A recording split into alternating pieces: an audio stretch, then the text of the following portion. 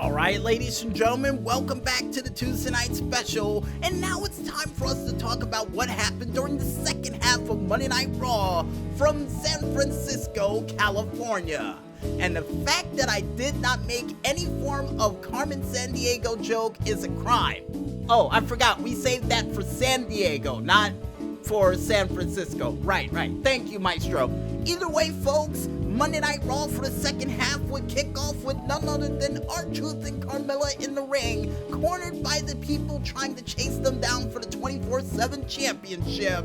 For R-Truth, or should I say Carmella, to pick up the microphone and say, after trying to recapture this championship for 4 months, I'm sick and tired of it. I'm tired of running around. I don't have a moment of rest. I can't sleep. I can't eat. I can't think. I'm done. I'm tired. Only for R-Truth to try to console her with a hug, and for Carmella to pull a double cross and capture the 24/7 championship via pinfall. So for those who are keeping track at home, this is the first time Carmella won the championship, but I do believe, and I could be wrong with this count so far, folks, but R-Truth's end of his 18th reign thus far with the 24/7 championship, making him only 11 away from catching up to Raven's reign with the Hardcore Championship, which to this day is the most amount of reigns for a single championship in the history of the company that I know of. Just saying, that I know of. But either way, after capturing the championship, R-Truth would help Carmella leave the building and they would not be seen for the rest of the night. And after that chase for the 24/7 championship that once again has restarted after Carmella got the championship, the next match to take place on Monday Night Raw would feature Chad Gable going one-on-one against King Corbin.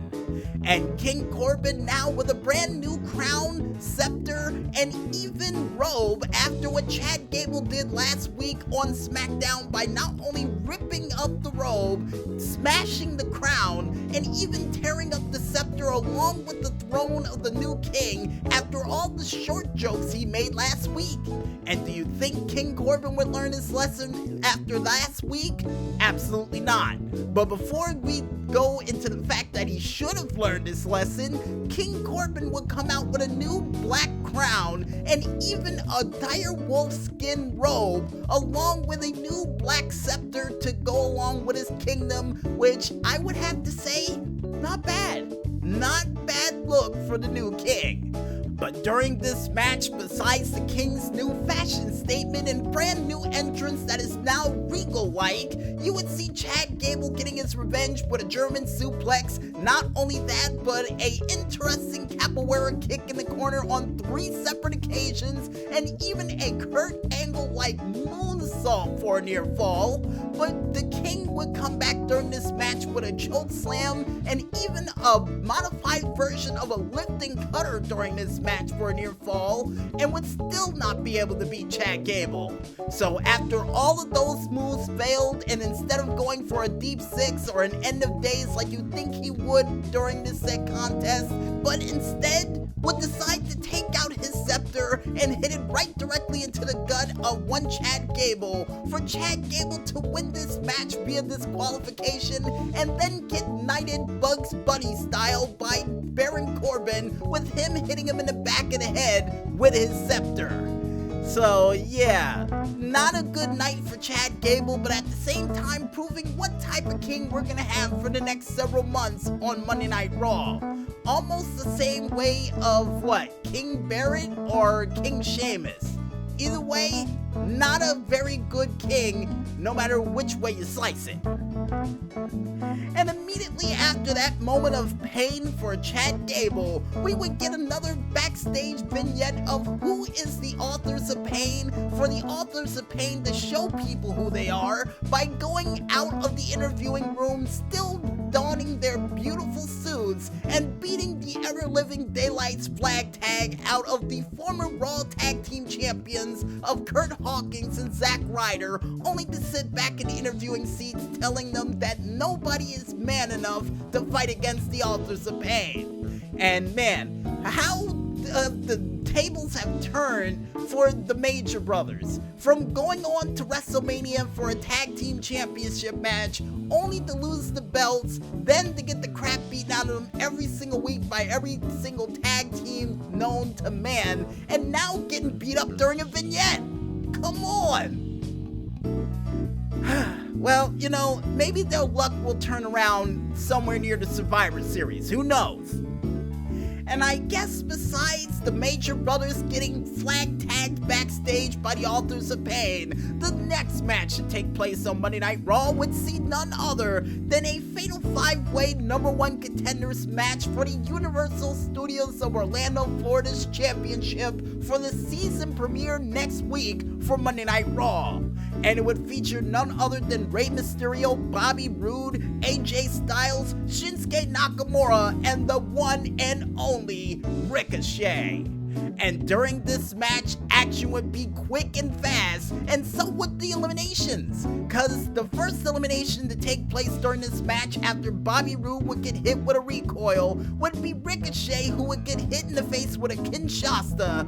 Then AJ Styles would get back into this contest and would then hit a phenomenal forearm on Shinsuke Nakamura after he would try to hold down Bobby Roode to get hit with it himself, only for him to move out of the way and Shinsuke to get eliminated from that. Then you would see AJ Styles getting eliminated during this match with a glorious DDT afterwards.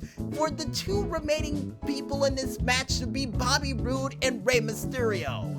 And this match will come to an emphatic end after Bobby Roode would fail to hit his glorious DDT, only for Rey Mysterio to counter it into a 619 into a springboard frog splash for the International Man of Mystery to go on to become the man to fight against Seth Metal next week for the season premiere of Monday Night Raw via pinfall. And prior to this match, he would dedicate it to his son Dominic for helping him realize that it's not time for him to hang up the mask just yet. And it should be a very exciting match next week for Monday Night Raw for Seth Rollins going one-on-one against Rey Mysterio. But before we go into next week, folks, we still got a main event. Because the main event of Monday Night Raw would be none other than the quilted quicker picker-upper Braun Strowman going one-on-one against Seth Metal Seth Rollins. And during this match, it looked like a replay of what happened at Night of Champions, with Seth Rollins doing everything and anything in his waking power to try to take out the monster among men, including hitting springboard tiger knees right to the face of one Braun Strowman, even pulling out sling blades, dives to the outside of the ring, and even trying to take out the leg of the giant monster, only for Braun Strowman to counter with clobbers to the chest, shoulder rushes into the corner, and even running him over outside like a ferry or a ferry truck or one of those trolleys. Yeah, that's what it's called. A trolley on the outside of the ring from San Francisco, running over AJ Styles in the form of the monster among men.